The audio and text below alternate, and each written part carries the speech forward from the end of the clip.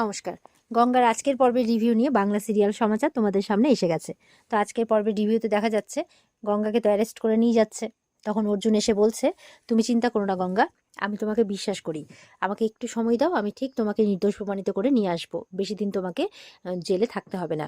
তাই বলছে। গঙ্গা বলছে, সে আমি জানি, আপনি আমাকে বাঁচানোর জন্য প্রাণপাত করে দেবেন।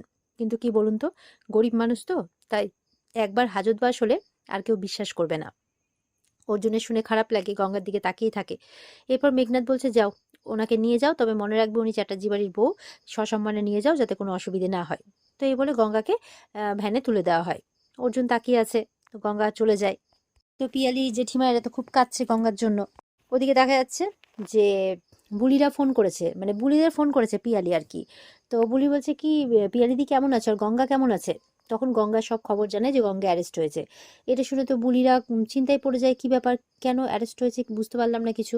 তখন বলছে মেটে গঙ্গায় গঙ্গার বিরুদ্ধে ষড়যন্ত্র চলছে, ওখানে প্যাংলা রাজু এরা সবাই এসে গঙ্গার বিরুদ্ধে দফায় দফায় এসে গঙ্গার বিরুদ্ধে নালিশ করে যাচ্ছে, বিভিন্ন অভিযোগ করছে, সেই জন্য গঙ্গাকে অ্যারেস্ট করেছে।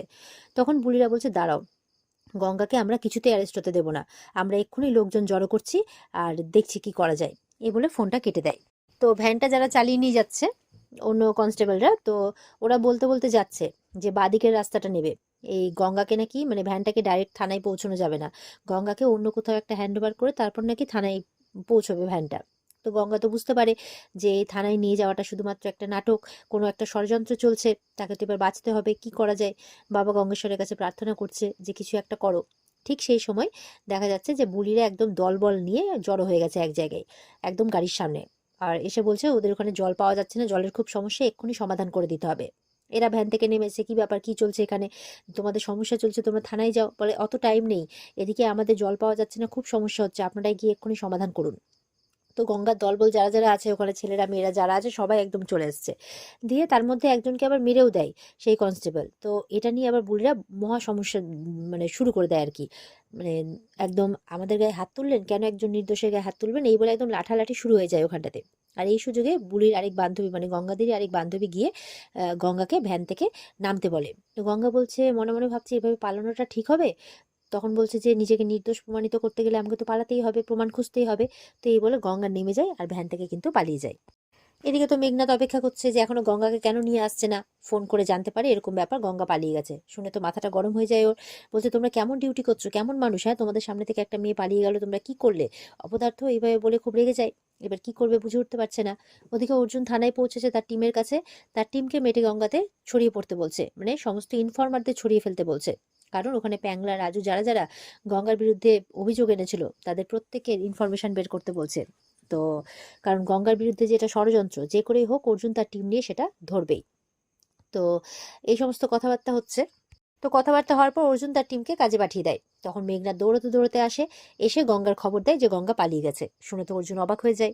বলছে যে ওখানে মেটে গঙ্গার লোকজন এসে কিছু দলবল মানে গন্ডগোল পাকায়, আর সেই সুযোগে প্রিজার্ভ ভ্যান থেকে গঙ্গা পালিয়ে যায়। এটা অর্জুন শুনে যথারীতি অবাক হয়ে যায়। সেখানে একই সিচুয়েশনে দৌড়াতে দৌড়াতে অহনাও পৌঁছয়। যে অর্জুন শুনলে, খবরটা শুনে তো আমি দৌড়ে এলাম। অর্জুন তো অবাক, কি ব্যাপার, তোমাকে কে খবর দিল? এবার তো মেঘনাথ ঢোক গেলছে, কি বলবে বুঝে পাচ্ছে না, কারণ খবরটা তো ওই দিয়েছে।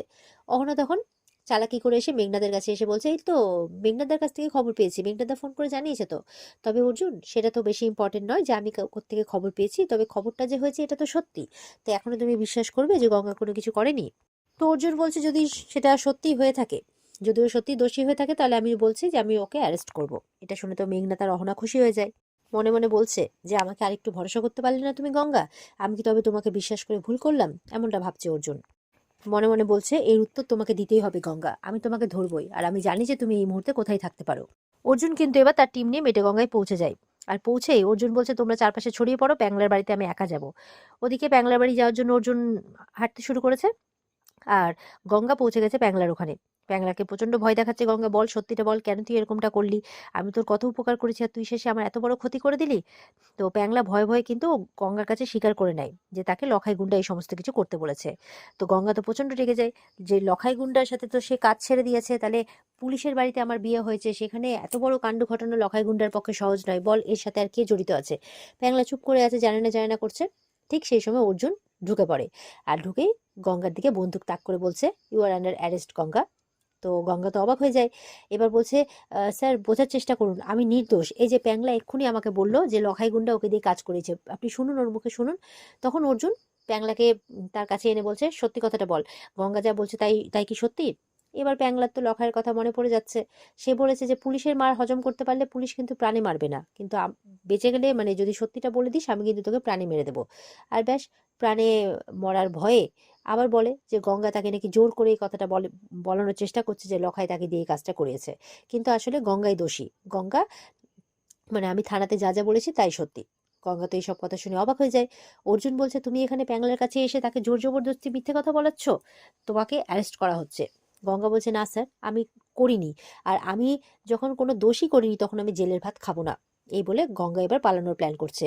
সামনে একটা আলনা রাখা ছিল, আলনাটা মানে ওদের দিকে ফেলে দিয়েছে, অর্জুনদের দিকে। অর্জুন আর প্যাংলা দুজনেই বিছানায় গিয়ে পড়েছে, আর গঙ্গা সেই সুযোগে পালিয়েছে। অর্জুন তাড়াতাড়ি করে উঠে গঙ্গার দিকে বন্দুক তাক করে বলছে, দাঁড়িয়ে যাও, নাহলে কিন্তু গুলি করে দেবো।